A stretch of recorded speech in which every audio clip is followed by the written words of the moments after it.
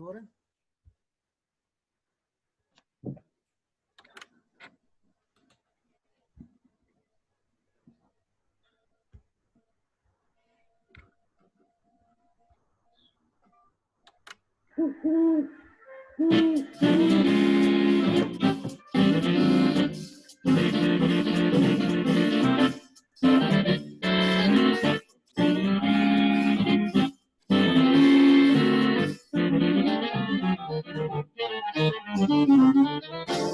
El diván del búho.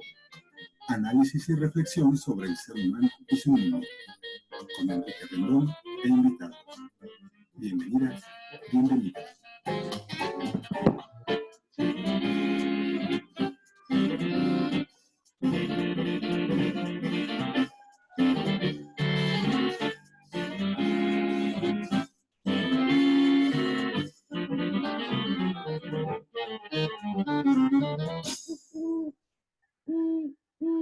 Muy buenos días, buenas tardes, buenas noches a la hora que nos vayan a escuchar en su programa El Diván del Búho. Mi nombre es Enrique Rendón. Estamos en una emisión más, la emisión número 247, si no he perdido la cuenta, para hablar sobre esta serie de temas sobre pensar la pandemia. En esta ocasión, pues tenemos un tema muy interesante que es pensar la pandemia desde el feminismo. Hemos hablado desde el psicoanálisis, desde lo social, desde otras disciplinas, pero también es muy importante empezar a hablar desde este punto de vista, desde el feminismo, cómo están viviendo las mujeres, cómo estamos viviendo todos, pues esta situación. Y bueno, para entrar en materia de este tema que nos toca ahora, pues tenemos a tres grandes especialistas en el tema, que son la maestra Brenda Franco, me permito presentarla, licenciada en Sociología por parte de la Universidad Autónoma Metropolitana, especialista en temas de feminismo. También tienes una maestría y si gustas darnos más datos, Brenda, acerca de tu formación académica y tu interés en este tema. Sí, bueno, gracias Enrique, buenas noches. Soy maestra en investigación de la educación y actualmente me desempeño como asesora metodológica en una zona escolar de nivel secundaria en el Estado de México. Y bueno, pues yo entré a esta parte del feminismo pues desde muy chica, como la mayoría de las mujeres, pues a través de la experiencia y de las vivencias nos vamos incorporando, ¿no?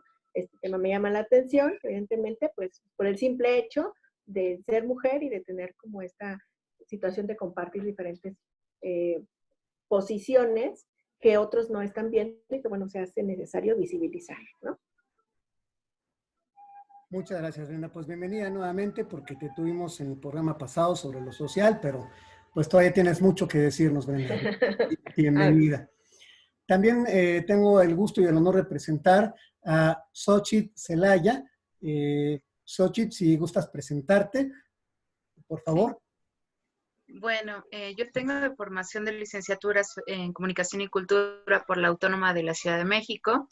Tengo una maestría en Comunicación en la Iberoamericana y soy directora del Grupo de Estudios sobre Derechos, Géneros y Diversidades, que es una organización que se enfoca en trabajar temas sobre género, medio ambiente, cuestiones de derechos humanos.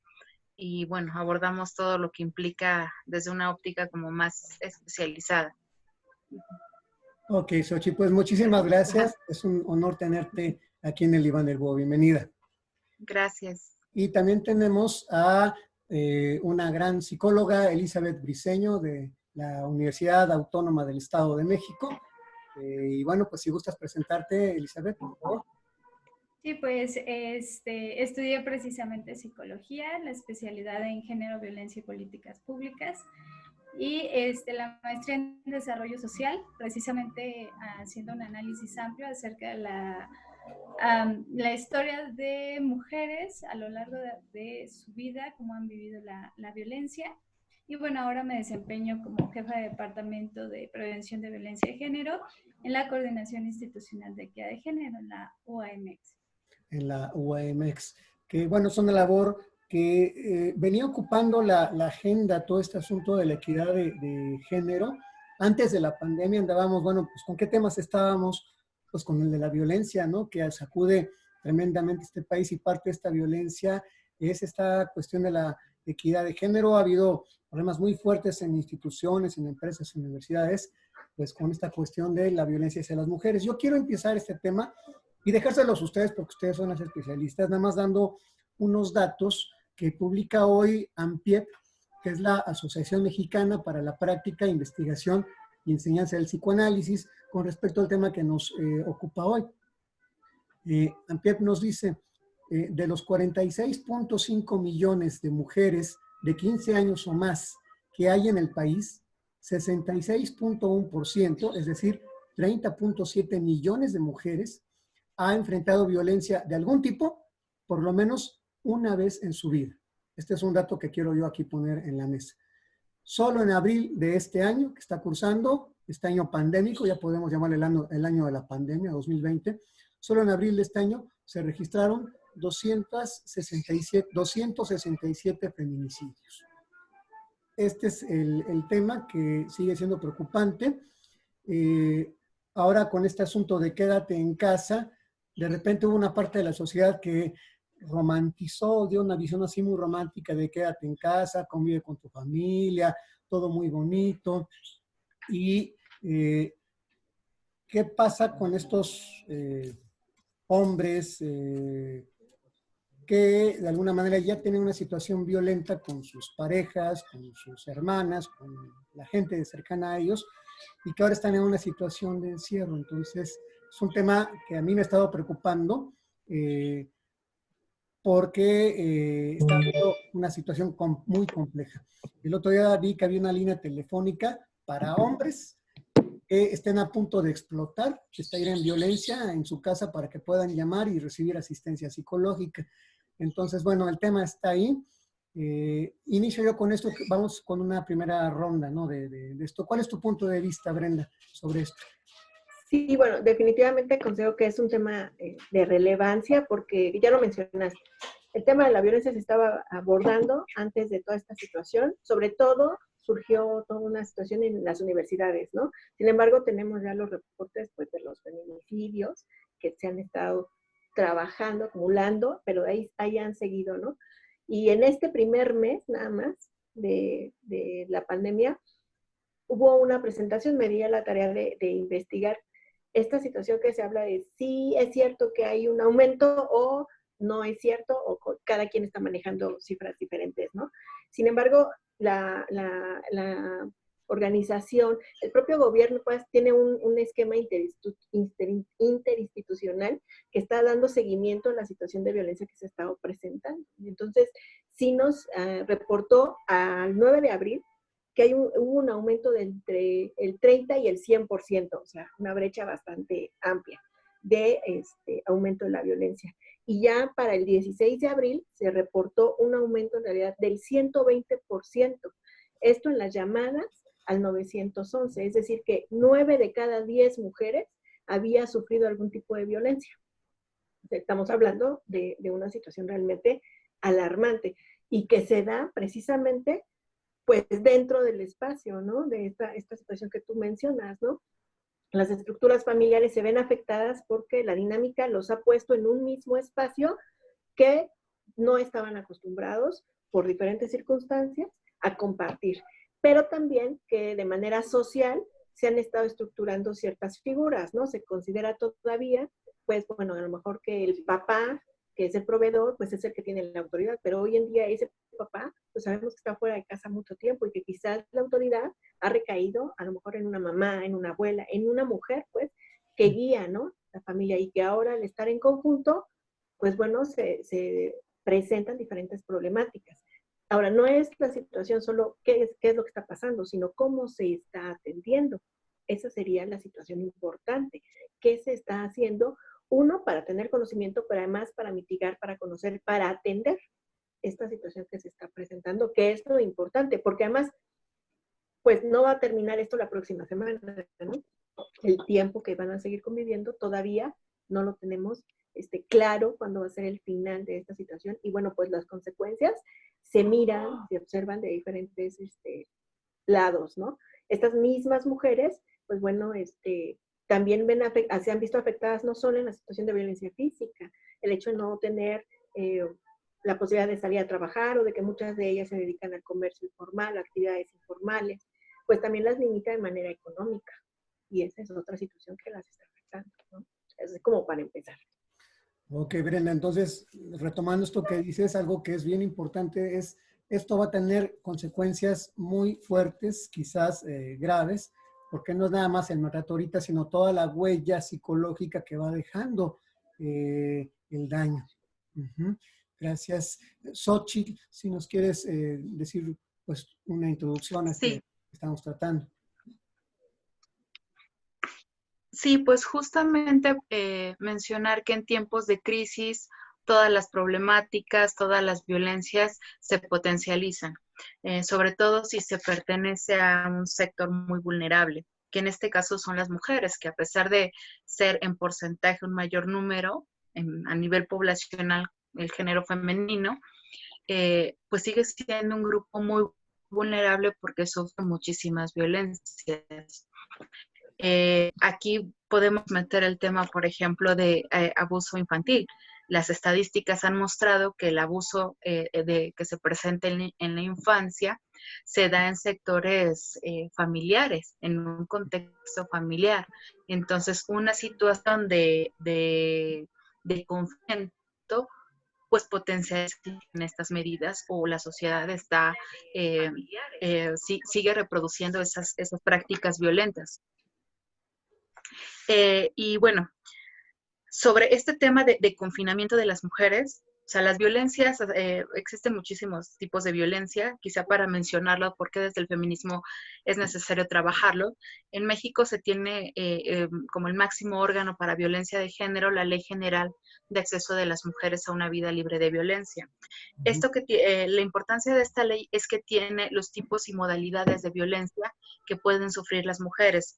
Por ejemplo, está la violencia física, que es la que más conocen las personas, que muchas de las mujeres a veces no lo identificamos, ¿no? Es un empujo, es un jalón, que te jalen el cabello, y son pequeñas violencias que se viven en el hogar, y no se dimensionan como tales, hasta que, bueno, las agresiones son como más visibles. La violencia psicológica, que es una de las que más están dejando huella. Uh-huh. Y bueno, pues son los insultos que puede vivir desde los propios hijos hacia con sus mamás, desde las parejas o personas a las que están dentro del ámbito familiar. Y hay una violencia, por ejemplo, que ahorita quizá podríamos considerar más, que es la violencia económica. A fin de cuentas, una mujer que está acostumbrada quizá a que en la escuela les den el desayuno por una cuota específica a los hijos en las escuelas, pues ahorita tienen limitaciones económicas para que puedan mantener y brindar toda la alimentación a una familia. Entonces son las que viven como más de cerca toda esta vulnerabilidad. Hay una compañera que trabaja igual en la UNAM. Ella empezó a trabajar mucho lo del derecho al agua y decía que el agua faltaba mucho para las mujeres, ¿no?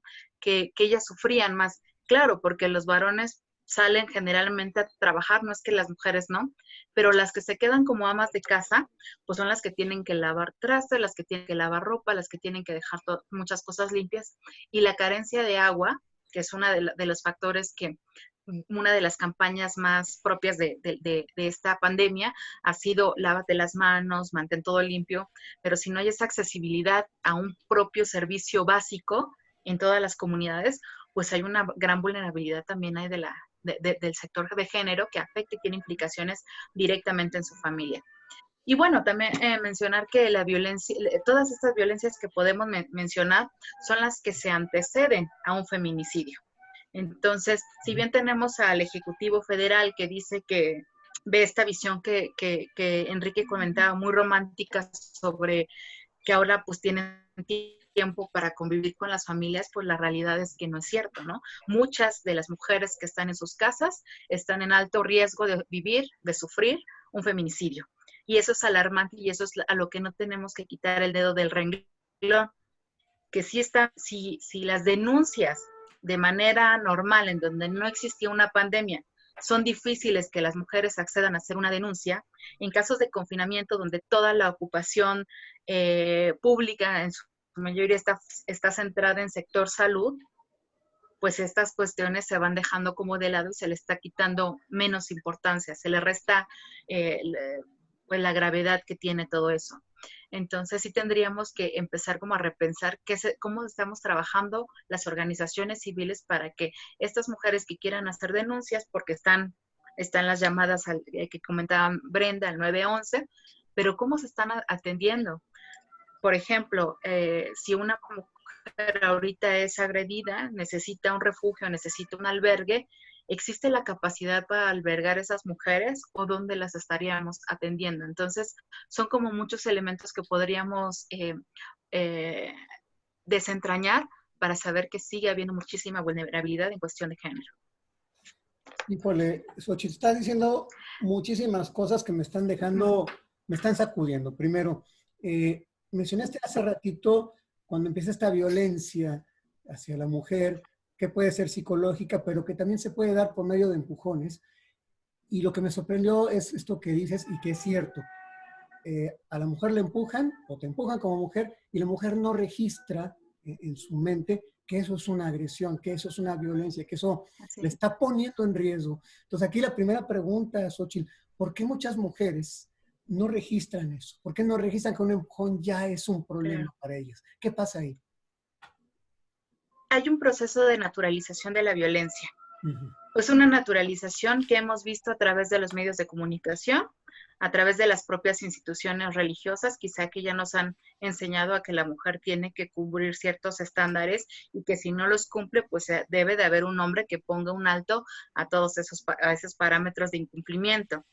Pues en las propias escuelas, digo, vamos a ver, por ejemplo, un ejemplo muy práctico es que cuando yo les pregunto a cualquier mujer, a ver, ¿quién ha sufrido violencia sexual? Todo el mundo se queda callado, así las mujeres se quedan calladas. Y les pregunto, ¿nunca las han acosado en la calle? Ah, sí, a mí una vez esto, a mí el otro. Entonces, eso que tú mencionas es que no se identifica como violencia sexual. Hemos empezado a naturalizar que, por ejemplo, el acoso callejero es un piropo. Entonces, al ser un piropo no es una agresión. Y por eso no identificamos este tipo de violencias. Uno de los trabajos fuertes en donde las organizaciones de la sociedad civil, los sistemas educativos tienen que puntualizar a empezar a ver todas ese tipo de violencia, las psicológicas. Por ejemplo, la física te deja una huella también psicológica. Verte al espejo desfigurada, pues por supuesto que te deja un daño psicológico. El que te digan, ¿sabes qué? Necesito más dinero para comprar jamón, queso, y te digan, ¿qué no te alcanzó? O para la próxima no te doy, y que esté en esa dependencia económica. Hay una violencia económica ahí dentro de las familias y tampoco lo identificamos como violencia. ¿A qué se debe? A que hay un proceso de naturalización en la sociedad, de que esto tiene que ser normal, de que las mujeres hacemos de tripa corazón, y esto cómo la naturalizamos en las propias frases del 10 de mayo, en el que decimos, dale a una mujer una casa y te dará un hogar. Y desde ese tipo empezamos a que incluso la esclavitud de las propias mujeres es parte de una naturaleza, porque dicen, las mujeres somos madres, somos psicólogas, somos doctoras, somos maestras, bueno, pero de todos esos trabajos que se hacen, ninguno está pagado, ninguno está asalariado. Entonces empezamos a verlo como una cuestión positiva que tiene que tener una mujer, y nunca un trabajo que a veces se apega mucho a la esclavitud. Entonces, ese es como el trabajo que tendríamos que hacer, empezar a desnaturalizar esa violencia que se da a través de todas las instituciones y los medios de comunicación. Ahorita que dices esto, y ahorita ya voy con Eli, porque también seguramente tiene cosas muy importantes que decirnos, esta parte que no se identifica como una violencia, y que se da también fomentado por los medios de comunicación, me recordaste las películas de Sara Montiel, de Sara García, de esta mujer abnegada, de la época del cine de oro mexicano, entre comillas, que pone un estereotipo de mujer sumisa con un hombre macho, y que ahí está metido como hasta en el tuétano, por decirlo de alguna forma. Claro. Y bueno, otra cosa rápida, pues yo creo que hay un aumento de riesgo en el feminicidio en esta situación de cuarentena, de encierro. Yo creo que el riesgo es mayor. Y cuando hablabas del refugio de mujeres, ¿no? ¿Cómo poder rescatar y refugiarlas? Yo me preguntaba ahorita, ¿cómo se puede una institución refugiar a mujeres en estos tiempos de pandemia? La dejo ahorita tantito ahí y vamos con Elizabeth para su punto de vista, por favor, adelante. Pues bien, como se mencionaba, pues esta cuestión que estamos viviendo ahora lo que hace es agudizar las violencias que ya hemos traído históricamente, ¿no? Desde un nivel estructural, cultural y la violencia directa, que es como la que identificamos más dentro de un espacio definido en su modalidad de violencia familiar. Entonces, lo importante que yo creo valorar con estas situaciones que estamos viviendo es poder sacar del espacio privado este tipo de violencia y ver todo el contexto que permite que se dé ese tipo de violencia, ¿no? Es decir, si no, nuevamente se van a generar políticas enfocadas únicamente a atacar este problema, crear más refugios, dar más presupuesto para la atención exclusiva de este tipo de violencia y se va a dejar de lado su nivel estructural, ¿no? Que también está viendo afectado. El hecho de que las mujeres estén más vulneradas en la economía, sobre todo por estos cambios que ha habido, eso es violencia estructural y necesita irse cambiando poco a poco porque se influye en la forma en cómo se perciben las mujeres en el espacio doméstico y el trabajo que hacen ahí. Entonces les hace perder valor en un espacio que se considera privado y entonces eso genera más poder y malinterpretado como un poder de dominio se ejerce a través de la violencia. Entonces, sí es importante sacarlo del espacio privado, la violencia que vemos y ver su valor estructural para ir cambiando de políticas desde este nivel. ¿Cómo es sacar esto del espacio privado, Eli? Observar que a las personas que se les ejercen principalmente violencia dentro del espacio privado, ¿no? En el espacio doméstico, son a las personas que socialmente tienen menos poder, ¿no? Y son vulneradas por su espacio, es decir, en diferentes construcciones de familia suelen ser las personas adultas mayores, niños y niñas y las mujeres, ¿no? Entonces, esto es reflejo de algo de que estas personas fuera de este espacio tienen menos posibilidades de acceder a recursos y a poder. Y eso se refleja en este espacio que se necesita esta diferencia de poder para el ejercicio de la violencia. Entonces, si no lo sacamos de ahí, vamos a seguir reproduciendo y no vamos a cambiar estructuras que necesitamos. O sea, es como intentar romper un círculo vicioso que ahí se está presentando. Es bien complejo esto que como lo planteas, Elizabeth.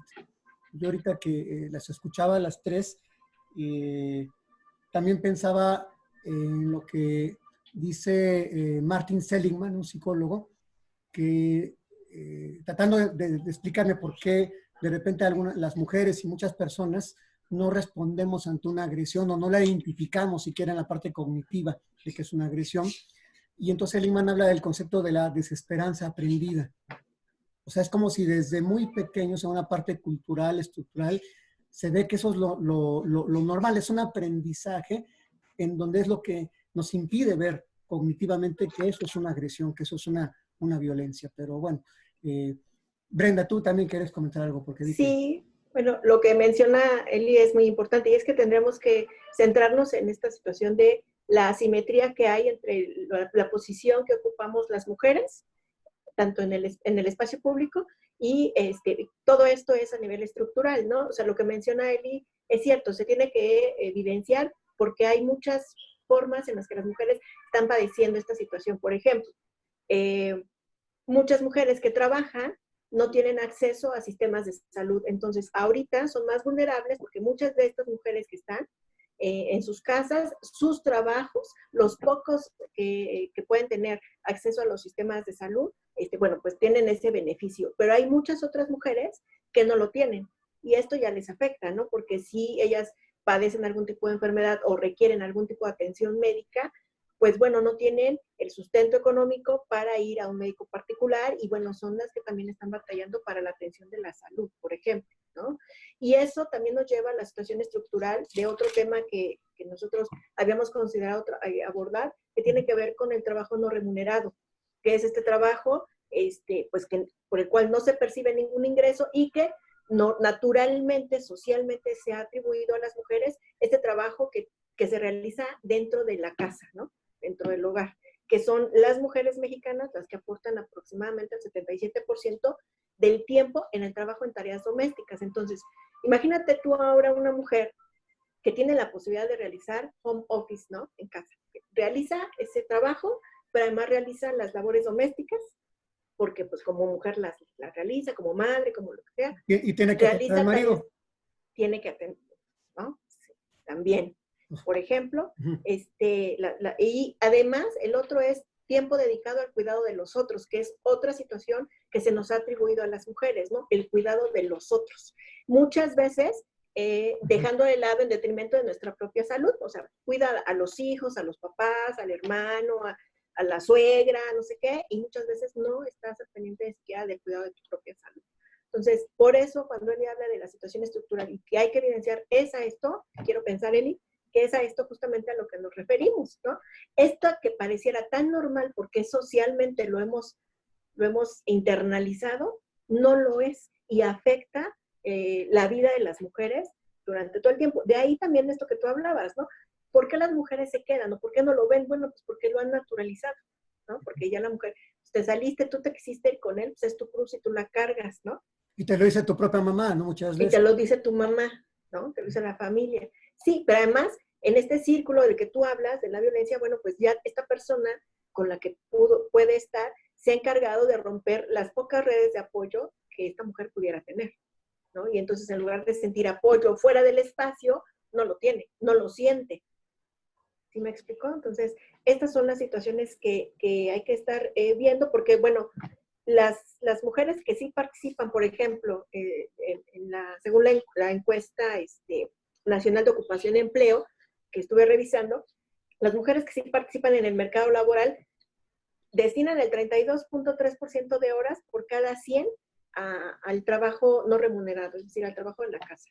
Y muchas veces se piensa, pues, que los hombres que realizan trabajo están ayudando, cuando pues en realidad están siendo responsables de esta parte que les toca, que es el trabajo también, ¿no? de las tareas domésticas en casa, ¿no? Finalmente. Entonces, estas situaciones se agudizan porque estamos hablando de mujeres de a partir de los 15 años que ingresan al mercado laboral, ¿no? A realizar alguna actividad. Y muchas mujeres también, te decía yo al principio, pues se dedican al comercio informal o actividades informales, que en este momento las ha dejado pues sin un apoyo, sin un respaldo económico, porque no hay que vender, no hay gente en las calles, ¿no? Es peligroso, todas estas cuestiones, y bueno, pues, ¿qué es lo que les queda hacer? ¿No? ¿Qué es lo que están haciendo al interior de las casas y cómo están viviendo esta situación? Es lo importante. El problema social que se viene es mayúsculo, bueno, no que se viene, que ya está. Más de la mitad de la población vive al día en nuestro país. El quédate en casa, yo siempre he dicho que es un privilegio de clase social o para quienes tenemos, digamos, como un sueldo asegurado. Pero ¿qué le dices a la mujer que si no sale a vender sus palanquetas o su comercio, no come ella y no comen sus hijos? Así de entrada, cuando más de la mitad de la población está en esta situación, sumado a la violencia. Y otra cosa nada más que quería retomar, para que sigan hablando ustedes, es esta parte de este rol que se le ha dado a las mujeres de ser cuidadoras. Esto lo plantea Marcela Lagarde en su obra, ¿no? A la mujer siempre se le ha pedido que sea la cuidadora de todos, pero en detrimento de uno mismo. Ana Freud, la hija de Freud, cuando hablaba de las funciones del yo, dice que una de las funciones que más trabajo nos cuesta aprender en la vida cuando somos bebés y luego niños es la función del autocuidado. Y es la primera función que perdemos en una crisis emocional o en una crisis social. Y curiosamente, este efecto de la pandemia del COVID nos está pegando en el asunto del cuidado. Entonces, ¿qué tanto la mujer por un lado se le exige que cuide a los demás y ahora más todavía, pues porque estamos en situaciones de riesgo. Xóchitl, por favor.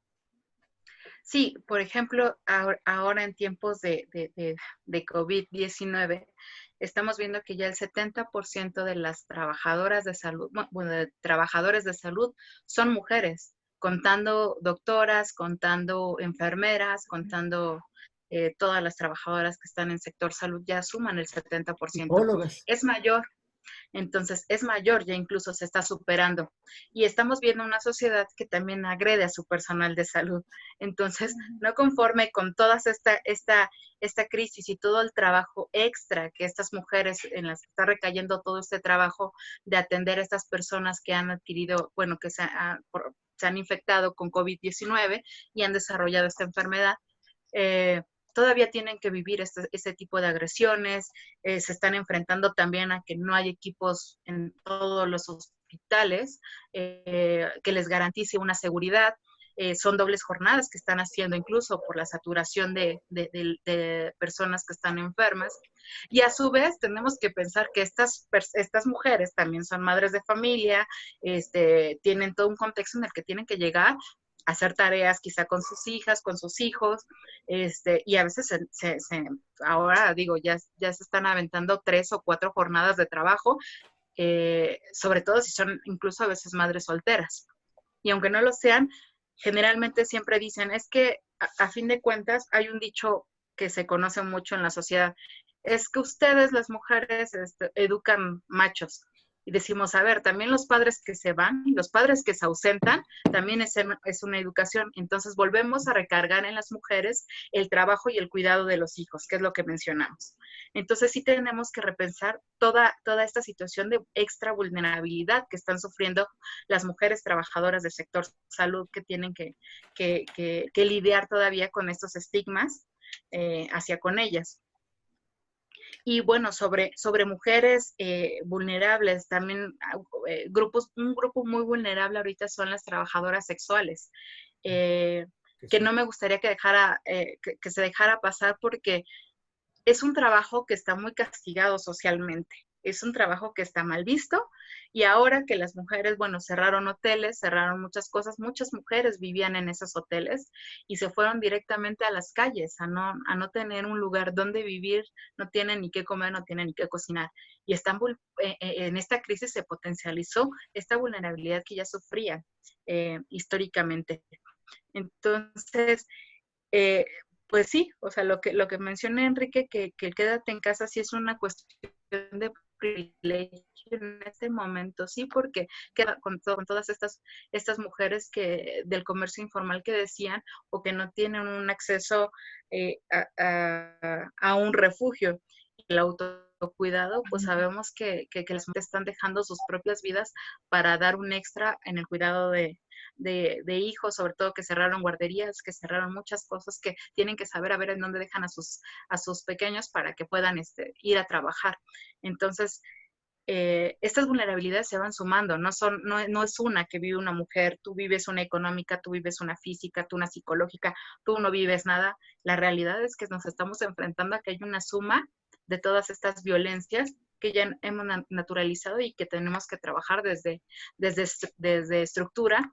Y bueno, desde pensar que, claro, o sea, no es algo que estemos en nuestra casa de vacaciones, sino que hay gente que está en riesgo su vida verdaderamente, que las agredan a enfermeras que están saliendo a las 12 de la noche y te tienen que tomar la combi y pues ahí las asaltan y tienen un riesgo de agresiones sexuales y de posible feminicidio. Entonces, sí es importante ver que el feminismo ha dado una pauta para ver todas estas problemáticas como con lupa.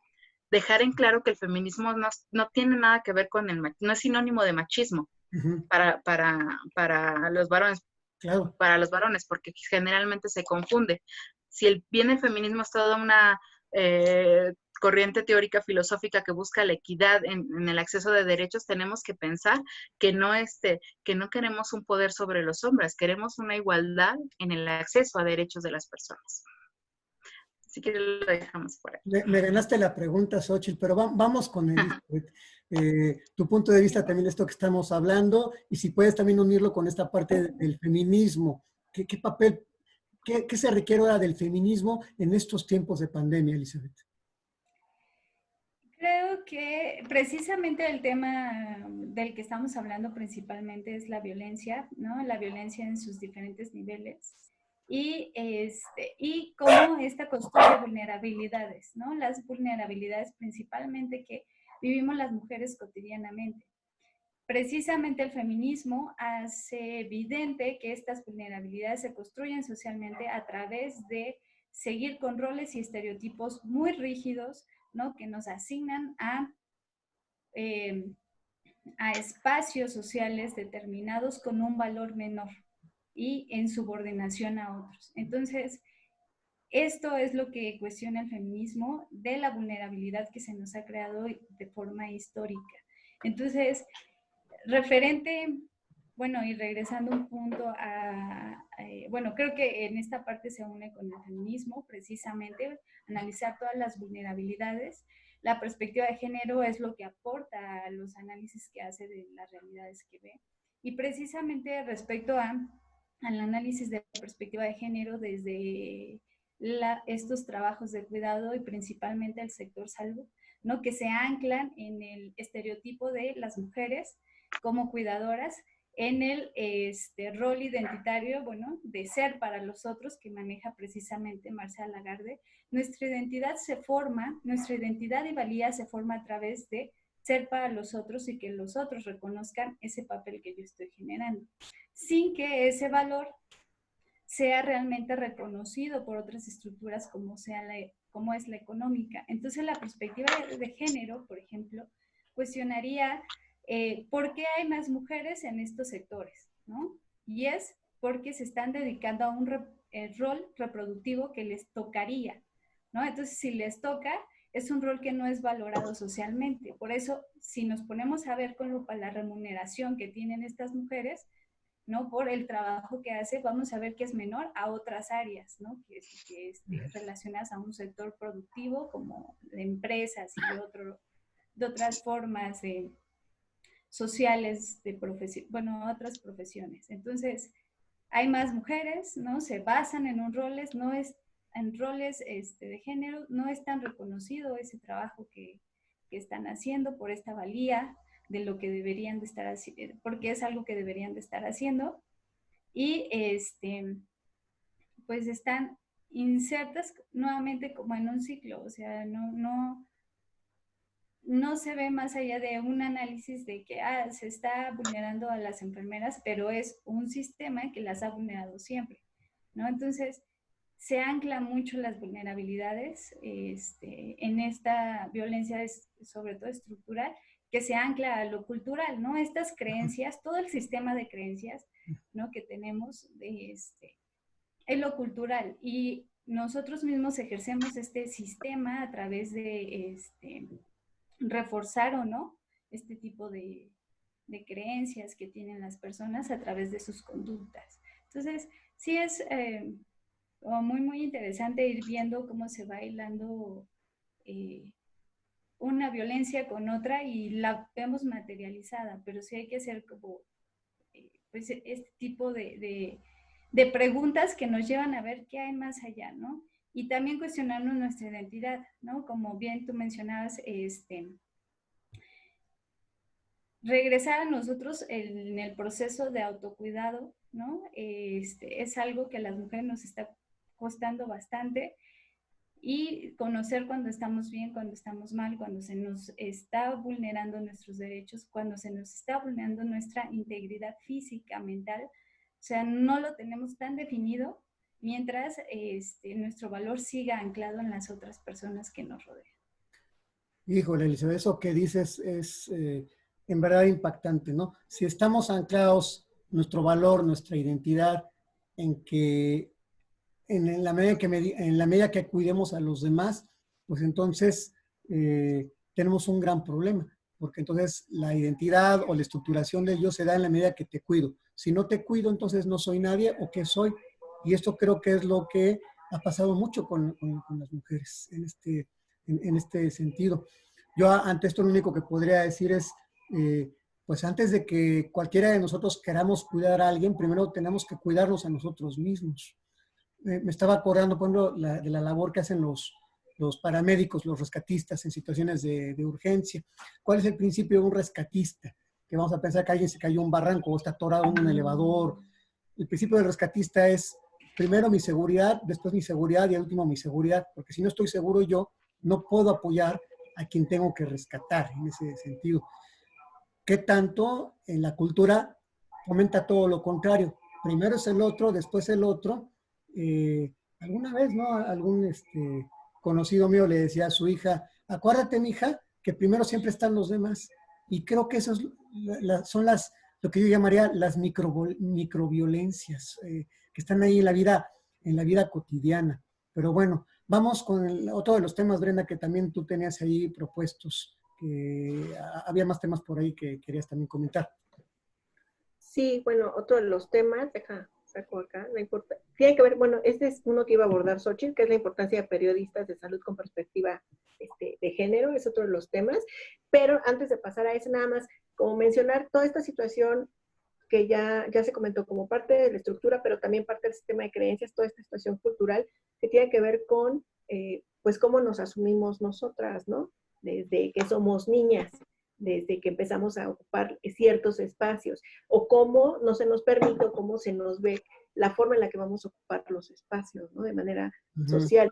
Normalmente las mujeres, por ejemplo, algo que yo he visto mucho es que pedimos perdón como por todo, ¿no? O sea, perdón si la casa está sucia, perdón por no haber traído lo suficiente, perdón, y como por qué te tienes que disculpar si también tienes otras actividades que hacer, si también trabajas, ¿no? O sea, si compartes esta responsabilidad de cuidar un hogar y de mantenerlo con una pareja, y estamos hablando de equidad, pues, ¿no? Ambos tienen son corresponsables del cuidado de lo que pasa al interior de ese hogar. Sin embargo, las mujeres, ay, perdón, no limpié, no barrí, no mandé, no esto, ¿no? Como que muchas situaciones se nos van quedando a nosotros, pero sí, el trabajo es justamente, pues, generar en las mujeres estas cuestiones, ¿no? De estos cuestionamientos más bien del el por qué lo tengo que hacer o por qué, si no me gusta, lo estoy haciendo, y partir de ahí nos ha costado mucho, porque todas las mujeres cuando empezamos con este proceso, justamente pues también somos cuestionadas ¿y ahora tú qué te crees, no? ¿Y ahora tú a dónde vas?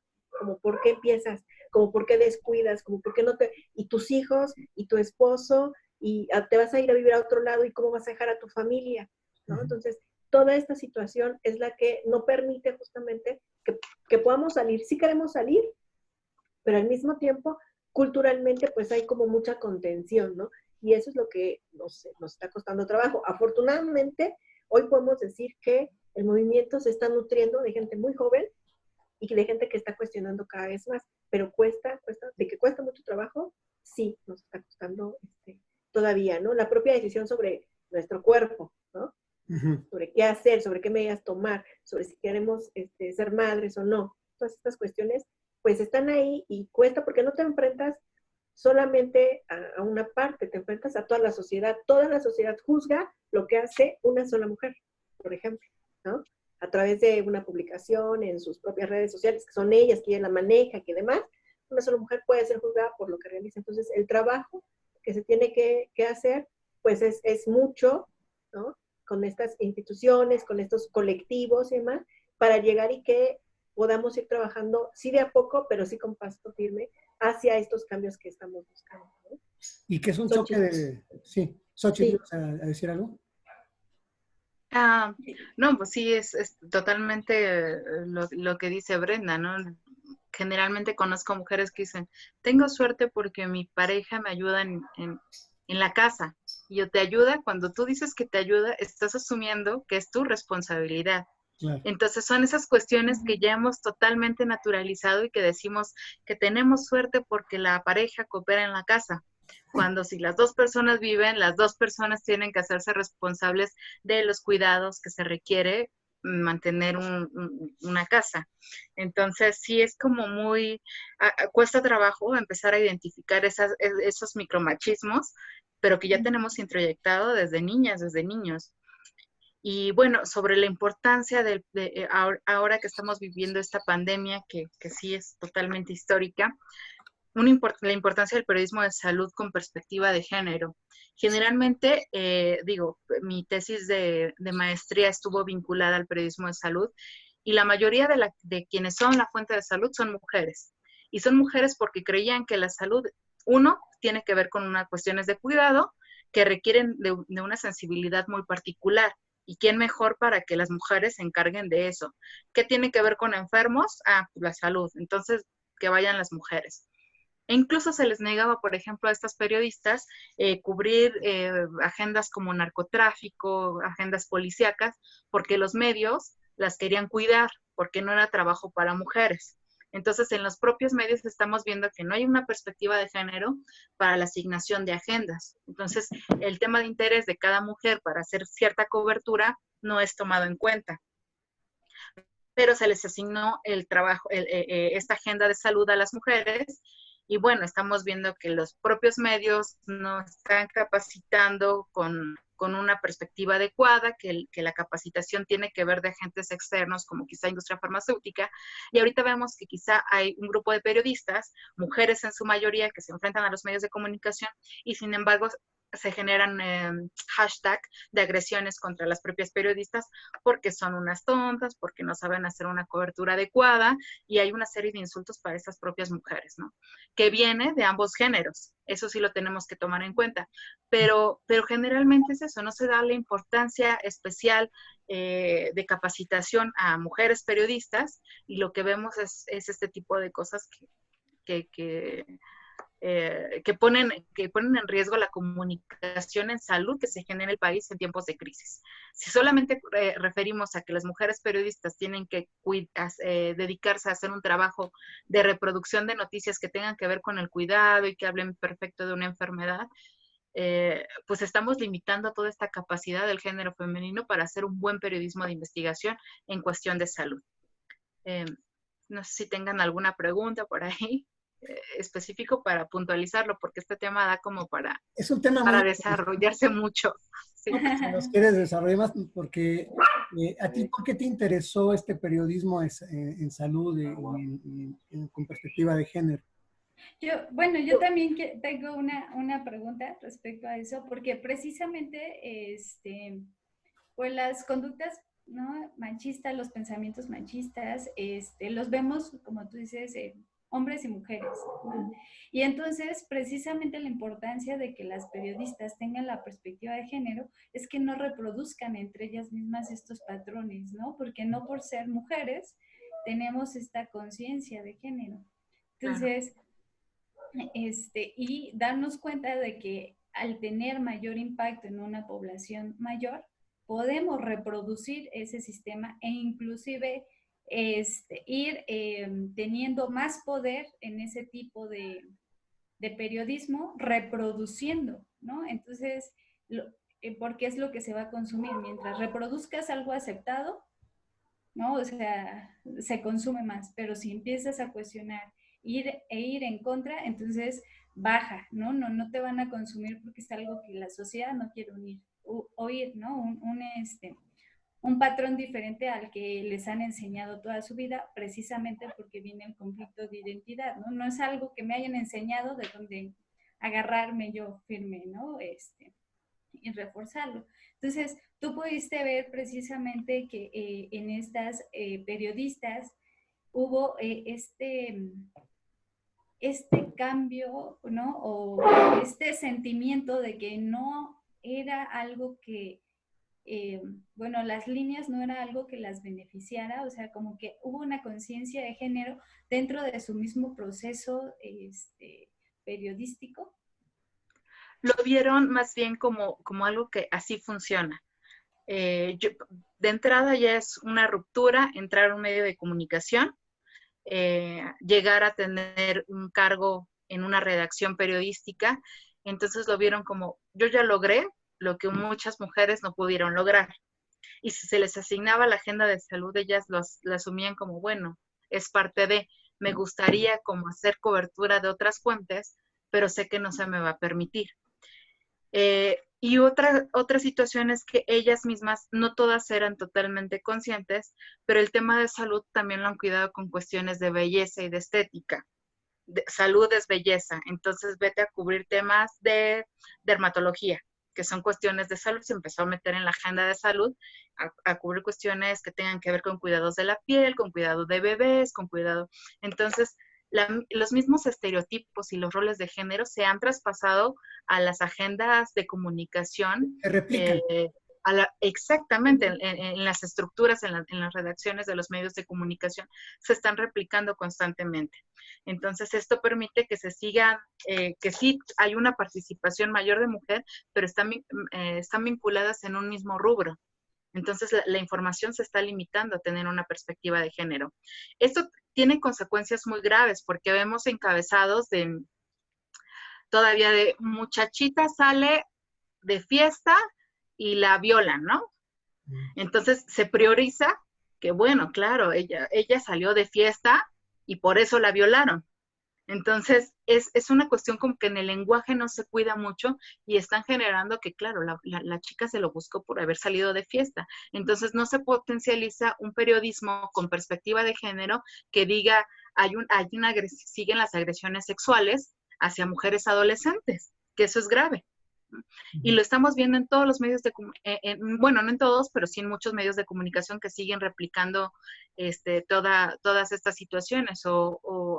Digo, apenas leí una nota que dicen, bueno, es que las madres no están cubriendo, las mujeres todavía no están cubriendo los roles, los cuidados asertivamente hacia los hijos. Entonces volvemos a revictimizar a las mujeres diciendo, claro, no estás haciendo bien tu trabajo. Y por ejemplo, las primeras planas aún de periódicos de corte amarillista, estamos viendo todavía cuerpos de mujeres desnudos en terrenos baldíos y está la foto a media plana.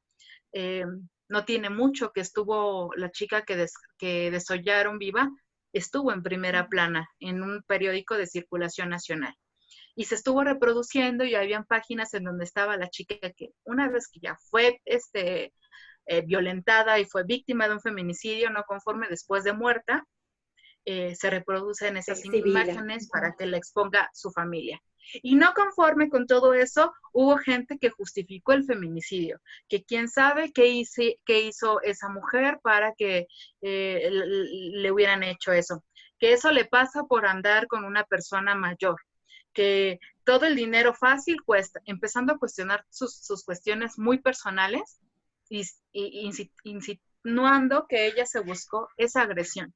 Entonces la violencia está totalmente naturalizada y eso lo vemos que, por ejemplo, muchas personas creen que el feminismo, somos mujeres que queremos asesinar a los hombres y que queremos estar en contra de ellos y vamos a cobrarnos todo el daño histórico que nos han causado, cuando no, justamente lo que estamos haciendo es cuestionar todo este sistema patriarcal que nos ha permitido que nos violenten todo el tiempo con una impunidad que nadie castigue. Por eso la importancia de que los feminicidios se juzguen y se tipifiquen específicamente como eso, porque no es lo mismo un asesinato doloso, que te suben al camión, te asaltan y te disparan, a que fuiste violada, fuiste con los pechos desmembrados y expusieron tu cuerpo públicamente.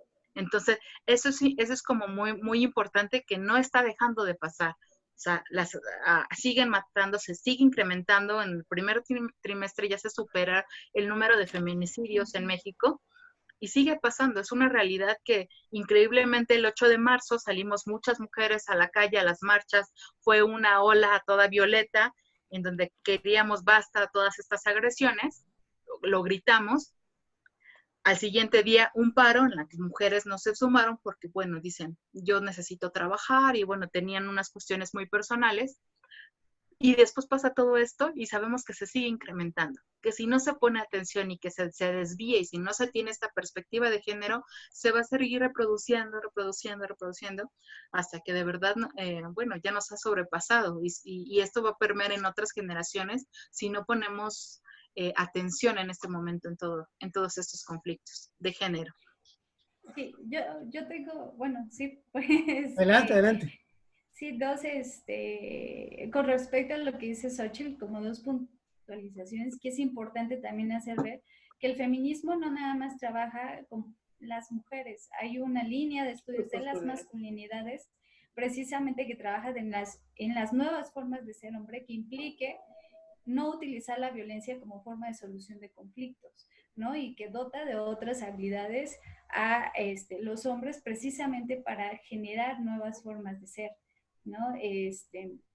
Entonces, que también es importante ver que aunque ahorita nos estamos enfocando a las problemáticas de las mujeres, porque es importante visualizarlas y nombrarlas y estar continuamente haciéndolas visibles ante un sistema que las quiere invisibilizar, también los hombres tienen que hacer su parte, porque es importante que nosotras no estamos solas y necesitamos de la colaboración de todas las personas que se puedan sumar con la identidad que asuman, porque ahorita solo estamos hablando de hombres y mujeres, pero existen otras diversidades que también se deben de sumar a cuestionar este sistema que nos está afectando a todos y a todas, a hacerlo evidente. Y otra parte que me gustaría recalcar de lo que dice Xóchitl es la importancia del lenguaje, ¿no? Del lenguaje al nombrar y al crear la realidad que estamos nombrando, ¿no? Es crear estos imaginarios y concepciones del mundo conforme vamos creciendo y saber que descubrir nuevas formas de nombrar el mundo nos hace ampliar nuestras formas de pensamiento y complejizar la realidad que estamos viendo. Por eso la importancia de utilizar lenguaje no sexista, ¿no? Que no reproduzca estos estereotipos y la subordinación de las mujeres solamente por cómo las nombra. Ya no digamos cómo las visualiza, como bien mencionaba Xóchitl, porque es otra forma también de violencia a nivel cultural que la vemos muy presente. Sí, sí, sí, esto que comentan es fundamental, básico. Ahorita que hablas de las otras sexualidades o neosexualidades, pues también son una población muy vulnerable. Toda la comunidad LGTBI está también como parte, ¿no?, objeto de toda esta violencia, que pues yo la veo ahorita en verdad desatada. Parece ser que esta situación de la pandemia, más que sacar lo mejor de nosotros, está sacando la parte peor, ¿no?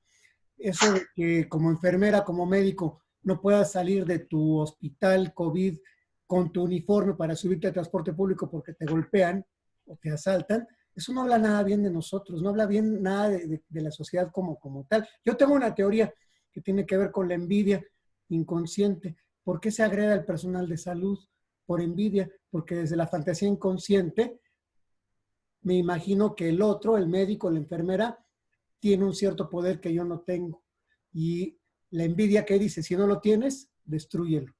Pero todo esto es un mecanismo inconsciente que está muy arraigado y que si lo ponemos en el asunto de la violencia hacia las mujeres, yo me he preguntado mucho, ¿no? ¿Por qué el hombre mata a la mujer?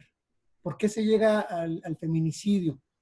Y es un asunto muy inconsciente que yo creo que tiene que ver con el odio hacia la figura de la madre.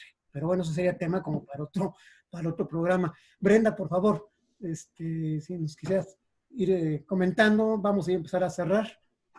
Sí, bueno, pues coincido con Eli sobre la importancia de nombrar las cosas. El lenguaje es importante y además nos habita, ¿no? Y bueno, somos nosotras las encargadas de nombrar justamente todas estas partes que vivimos una vez que somos conscientes de, ¿no? Hay que nombrarlo, hay que hacerlo presente, hay que visibilizarlo y sobre todo, bueno, pues trabajar en conjunto pues para buscar soluciones. Es difícil, bueno, sí, también es una situación social que se nos ha creado esta idea de que las mujeres no podemos colaborar entre nosotras, ¿no?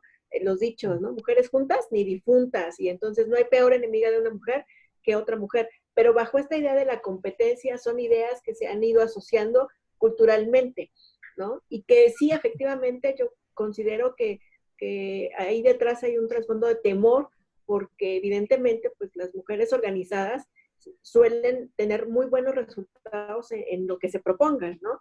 Y entonces, pues qué mejor forma de limitar ese avance que dividiendo, ¿no? ¿Quién se dice por ahí? Entonces, yo considero que es importante desde los espacios que nosotras, por ejemplo, estamos trabajando, pues hacer una labor con las personas que tenemos a nuestro cargo. En mi caso, pues yo a nivel secundaria, que es un nivel básico de educación, sí se busca fomentar mucho esta situación de la participación y de la equidad de las mujeres, porque también, pues bueno, es ahí, en ese espacio en el que todavía tenemos cierto control de lo que los niños o los jóvenes, los adolescentes están manifestando, pues trabajarlo con ellos, ¿no?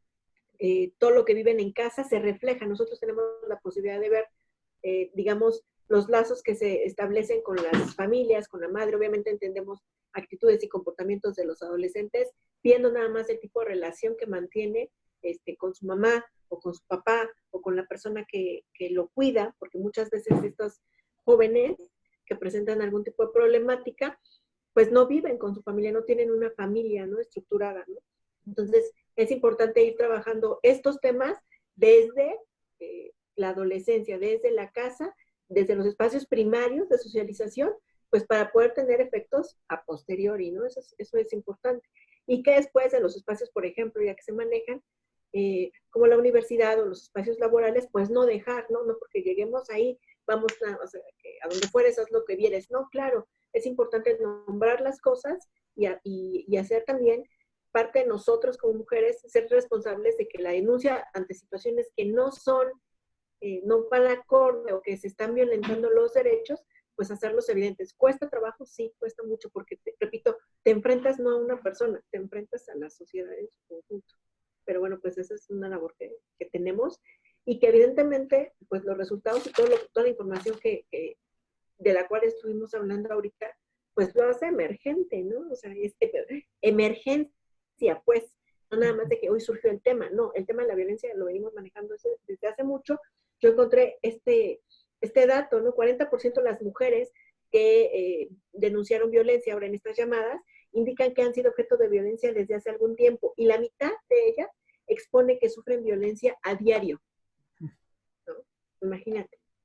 Entonces es un trabajo arduo el que se tiene. Sí, me llama la atención, y esto es importante, cuando te hablo de que el gobierno tiene varias instituciones trabajando en conjunto, está Gobernación, la Secretaría de Salud, el INMujeres, el DIF y Seguridad Pública en conjunto con la agenda, pues, para trabajar este tema. Sin embargo, repito, está pasando, solo nos están dando los datos que arrojan las denuncias al 911, pero ¿qué es lo que se está haciendo para atender o de qué forma se están atendiendo todas estas situaciones? Porque mucho de lo que pasa es que cuando se denuncia, pues bueno, no se establecen las carpetas de investigación y no se hace toda este seguimiento, ¿no? de las cosas como debería, y entonces pues no sirve de nada atender el dato cuando no se está atendiendo de fondo la situación.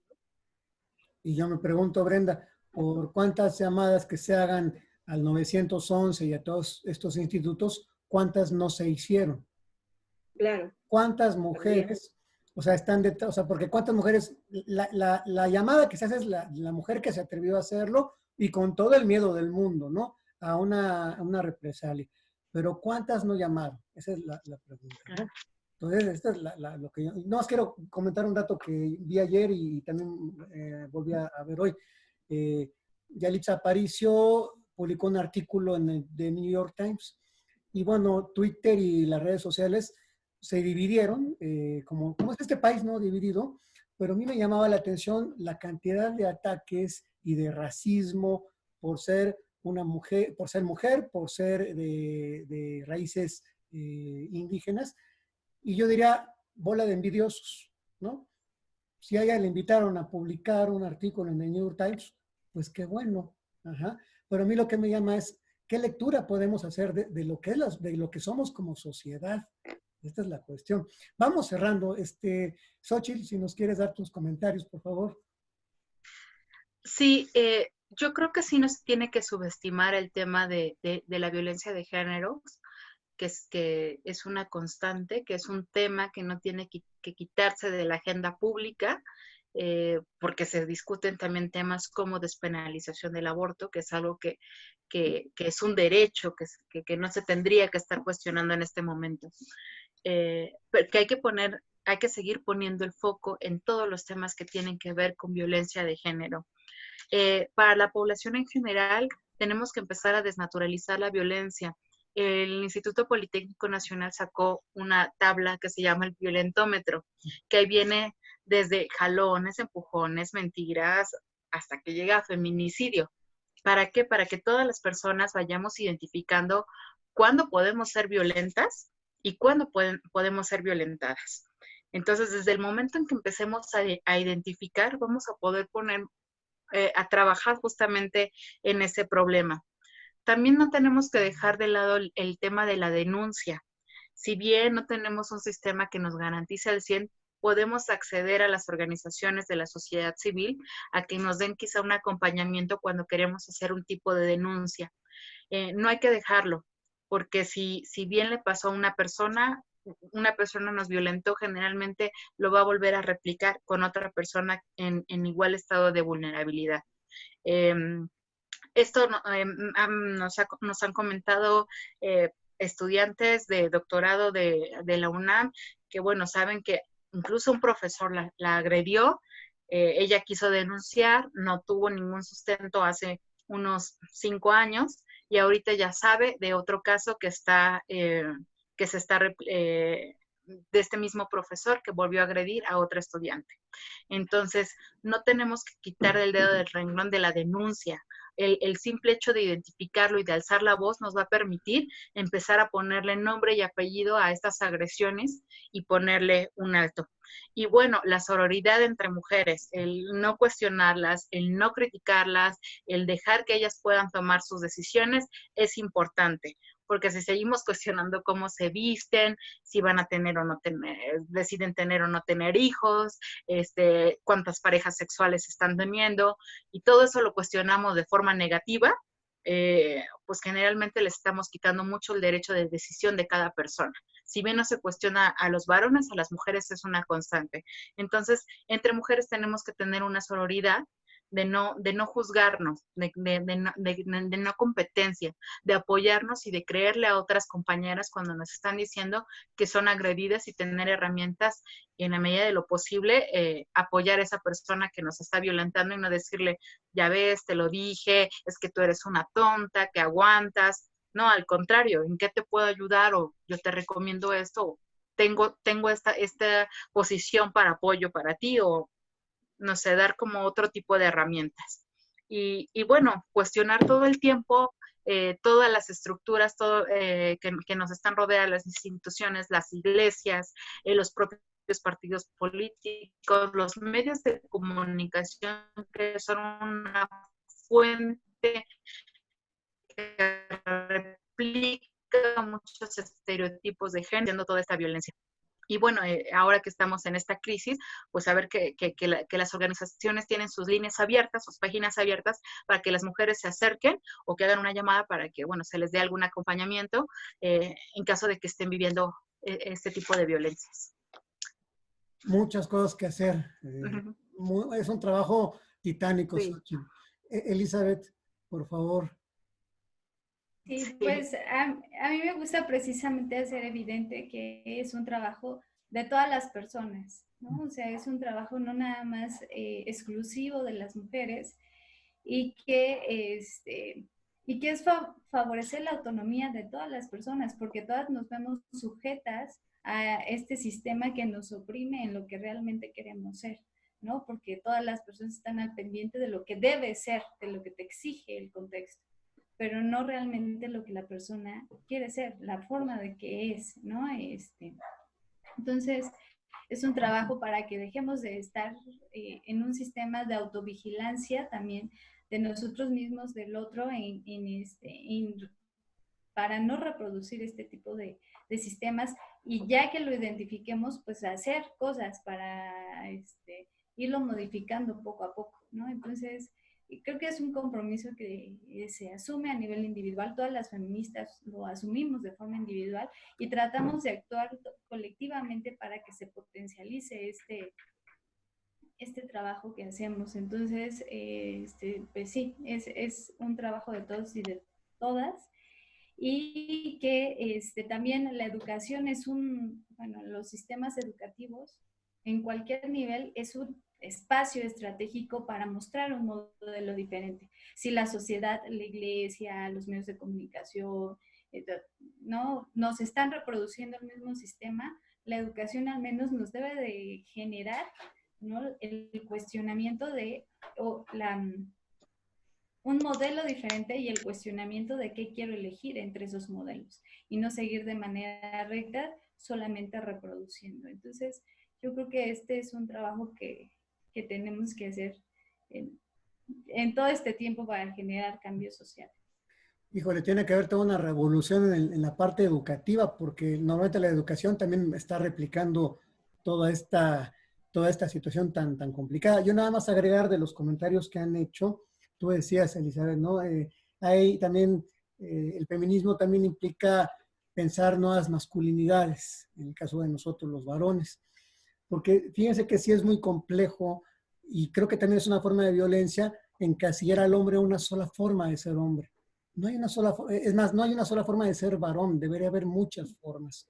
Una forma no violenta, constructiva, propositiva, porque creo que también si los hombres nos seguimos comprando que solamente hay una forma de ser macho, permítame la palabra, pues entonces las cosas no están abonando para bien. Entonces también ahí tenemos nuestra chamba los varones, los hombres que estamos pues tratando de buscar otra forma de pensamiento, ¿no? Yo creo que el feminismo pues también tiene que importarnos por lo menos. Ahorita unas de mis alumnas en la universidad están haciendo una investigación sobre qué tanto hombres y mujeres de la universidad conocen el feminismo, qué tan informadas e informados están, qué se sabe de ello. Entonces, bueno, ya luego les diré los resultados que están buscando en esta parte. Última frase nada más para irnos. Pensar la pandemia desde el feminismo es... Brenda, por favor. Pues es una necesidad, ¿no? Yo creo que lo estamos viendo a lo largo de los programas que he tenido la oportunidad de seguirte, pues hay como muchas perspectivas, ¿no? Yo creo que el feminismo nos permite mirar otra y asumir, bueno, pues a las mujeres que así lo requieran, así lo decidan, esta corriente que es una corriente ética y política, ¿no? Porque primero nos asumimos como mujeres en función de derechos y bueno, pues reivindicamos que estos derechos sean equitativos y que nos correspondan a todos, ¿no? Y a todos los grupos de manera, pues como debe ser, ¿no? Entonces, yo creo que es un tema importante, sí, lo considero, y que no se debe de perder, ¿no? Entre todos los temas que nos agobian el día de hoy, entre todos los temas que tenemos de importancia, pues yo creo que es uno que se debe mantener muy, muy a la vista. Ok, Brenda, muchísimas gracias. Xóchitl, pensar la pandemia desde el feminismo es... buscar la dignidad humana de todas las personas. Claro, muchas gracias, Xóchitl. Elizabeth, pensar la pandemia desde el feminismo. Creo que es indispensable precisamente para evidenciar toda la diversidad y las desigualdades de esa diversidad ante esta situación. Ha sido un placer tenerlas. Creo que este programa va a dar para mucho. Nuestros amigos nos pueden seguir en las redes sociales del Diván del Búho. Este programa se replica en el Facebook del Diván del Búho. Se está grabando, o sea, lo van a poder ver también en el canal de YouTube. Y también en las redes sociales de Elizabeth, de Xóchitl, de Brenda, si es de su interés también ayudarnos, porque creo que esta es otra labor que estamos haciendo. De difusión, creo que la difusión también nos ayuda mucho a difundir estos temas y en pro del feminismo, de la sororidad y de los hombres que estamos buscando una nueva manera de relacionarnos también con ustedes. Pues no me queda más que agradecerles a las tres, a nuestro público. Disculpen que no vimos las preguntas, pero pues muchas gracias a todas y bueno, nos vamos a despedir ya con la cortinilla de salida y pues les deseo buena noche a todas y a todos ustedes.